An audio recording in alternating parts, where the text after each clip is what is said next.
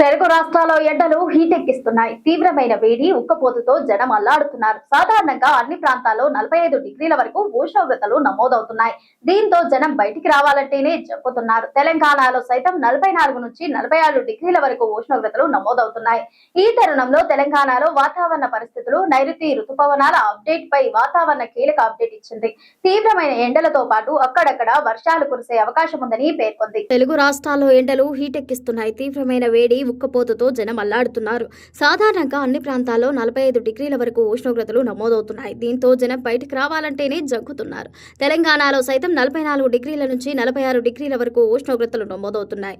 ఈ తరుణంలో తెలంగాణలో వాతావరణ పరిస్థితులు నైరుతి రుతుపవనాల అప్డేట్ పై వాతావరణ శాఖ కీలక అప్డేట్ ఇచ్చింది. తీవ్రమైన ఎండలతో పాటు అక్కడక్కడ వర్షాలు కురిసే అవకాశం ఉందని పేర్కొంది. హైదరాబాద్ వాతావరణ కేంద్రం ప్రకారం రాబోయే 2 నుంచి 3 రోజుల్లో నైరుతి రుతుపవనాలు ఆగ్నేయ అరేబియా సముద్రంలోని మరికొన్ని ప్రాంతాలు, కొమెరిన్ ప్రాంతం, నైరుతి ఆగ్నేయ బంగాళాఖాతం, అండమాన్ సముద్రంలోని మిగిలిన భాగాలు, తూర్పు మధ్య బంగాళాఖాతంలోని మరికొన్ని ప్రాంతాల్లోకి మరింత ముందుకు సాగడానికి పరిస్థితులు అనుకూలంగా ఉన్నాయి.